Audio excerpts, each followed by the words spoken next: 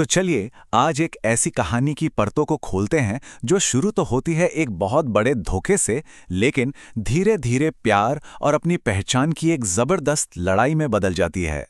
ये एक ऐसे सफर की कहानी है जहां एक झूठ किसी की जिंदगी बचा सकता है तो वहीं सच किसी की जान भी ले सकता है। कहानी हमें ले जाती है एक आलीशान महल में। सोचिए, पत्थर की वो दीवारें जिन्होंने सदियों से न जाने कितने राज अपने अंदर दफन किए होंगे। लेकिन जैसा कि ये पंक्तियां कहती हैं, आज उस महल की हवा में कुछ अलग है, खून की ताज़ा महक और कुछ अनकही आहें। सवाल ये उठता है कि आखिर ऐसा क्या हुआ है इस महल में, ऐसा क्या होने वाला है जो कई जिंदगियों को हमेशा हमेशा के लिए बदल कर रख देगा। तो इस कहानी के बिल्कुल सेंटर में हैं दो किरदार, और दोनों ही एक तरह से अपने अपने सुनहरे पिंजरों में कैद हैं।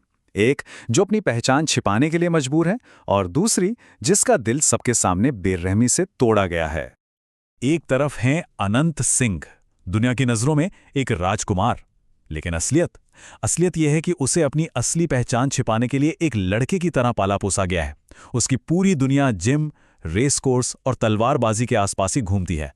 और फिर दूसरी तरफ है भूमि, एक बेहद कामयाब, एक सक्सेसफुल बिजनेसवुमन जिसकी एकदम परफेक्ट सी दिखने वाली दुनिया एक ही पल में बिखर जाती है जब उसे सबके सामने जलील किया जाता है। जरा उस मंजर को सोचिए, अपनी ही शादी का मंडप, हजारों मेहमान, और वहीं भूमि का मंगेतर उसे छोड़ देता है।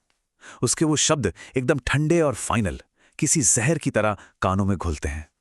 मैं तुमसे शादी नहीं कर सकता भूमि, मुझे किसी और से प्यार हो गया है। बस एक पल, और एक ही पल में उसके सारे सपनों की दुनिया शीशे की तरह टूटकर बिखर जाती है।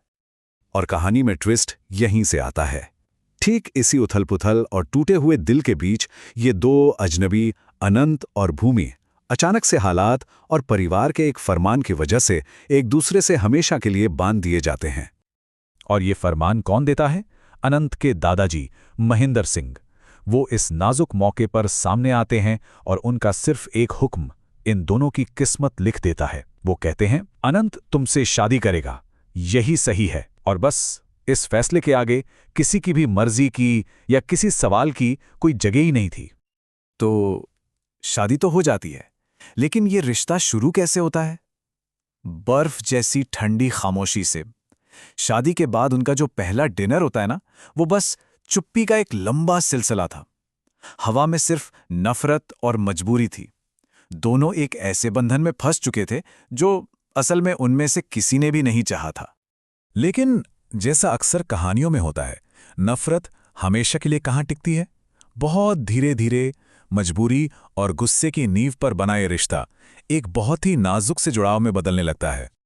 देखिए, ये रिश्ता खामोशी से शुरू हुआ था, ये तो तय है। लेकिन फिर आती है एक तूफानी रात जो उन्हें एक दूसरे का सहारा बनने पर मजबूर कर देती है। और बस उसी एक पल में अनंत के सख्त चेहरे के पीछे छिपी नरमी और भूमि के टूटे हुए दिल का दर्द एक दूसरे से टकराते हैं। और यहीं से धीरे धीरे उनके बीच की जो ऊंची दीवारें थीं वो गिरने लगती हैं। अब जैसे जैसे भूमि अनंत के करीब आती है, उसके मन में सवाल उठने लगते हैं। आखिर कौन है ये अनंत सिंह? उसकी वो रहस्यमयी ताकत, उसकी आंखों में वो छिपी हुई उदासी और उसका वो अजीब सा बर्ताव, ये सब भूमि को सोचने पर मजबूर कर देता है। और फिर एक दिन उसे एक ऐसा सच पता चलता है जो सचमुच उसके पैरों तले जमीन खिसका देता है। तो अब आते हैं कहानी के उस सबसे बड़े मोड़ पर, वो पल जब सबसे बड़ा राज खुलता है और उसके बाद सब कुछ बदल जाता है। जब भूमि अनंत से सीधा सीधा सच पूछती है तो अनंत अपनी जिंदगी का सबसे बड़ा राज उसके सामने खोल देती है। वो बताती है कि उसे एक लड़के की तरह इसलिए पाला गया ताकि उसके चाचा राजेंद्र सिंह उसे जान से ना मार दें। वही चाचा जो पूरी की पूरी जायदाद हड़पना चाहते हैं। और ये शादी भी उसे बचाने के लिए रचाया गया एक ढोंगी थी। लेकिन इस इतने बड़े धोखे के बीच में एक सच्चाई भी छिपी थी। अनंत कबूल करती है, मैंने तुम्हें धोखा नहीं दिया भूमि, मैंने बस सच नहीं बताया था। हाँ भूमि, मैं तुमसे प्यार करती हूं।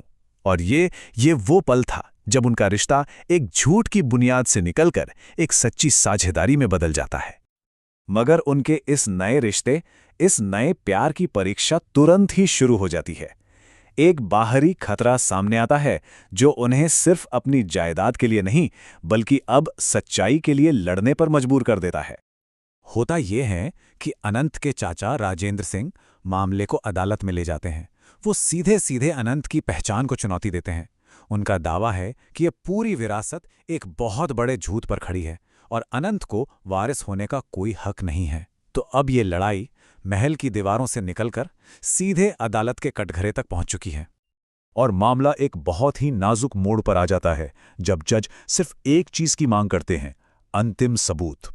और वो सबूत है एक जन्म प्रमाण पत्र, एक बर्थ सर्टिफिकेट, एक ऐसा कागज का टुकड़ा जो अनंत की असली पहचान साबित कर सकता है, लेकिन जिसके बारे में खुद अनंत को भी नहीं पता कि वो है भी या नहीं।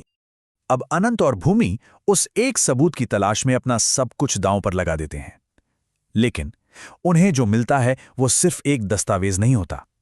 उन्हें मिलता है दादाजी का लिखा एक खत, और उस खत में छिपा है एक और भी ज्यादा खौफनाक सच, एक ऐसा सच जिसके लिए वो दोनों बिल्कुल भी तैयार नहीं थे। उस खत की सिर्फ एक लाइन पूरी कहानी का रुख मोड़ देती है। दादाजी ने लिखा था, वो तुम्हारे माँ और पिता की मौत का भी जिम्मेदार था। ये खुलासा इस लड़ाई को जायदाद और पहचान से कहीं कहीं ज्यादा बड़ा बना देता है।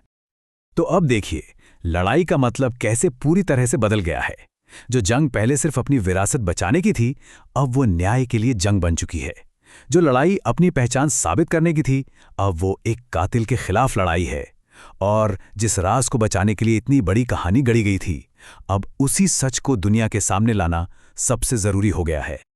प्यार। और अब इस एक साधा मकसद ने अनंत और भूमि को पूरी तरह से बदल दिया है। वो अब बेचारे या पीड़ित नहीं हैं। वो अपने भविष्य के लिए लड़ी जा रही इस जंग में बराबर के साथी बन चुके हैं, और उनका ये रिश्ता अब उनकी सबसे बड़ी ताकत है। और आखिर में ये कहानी हमें बहुत बड़े सवाल पर लाके छोड़ देती है। जब किसी की पूरी जिंदगी ही एक धोखे की बुनियाद पर टिकी हो, तो क्या प्यार उसका आखिरी और सबसे बड़ा सच बन सकता है? शायद इसी सवाल का जवाब इस पूरी लड़ाई का अंजाम तय करेगा।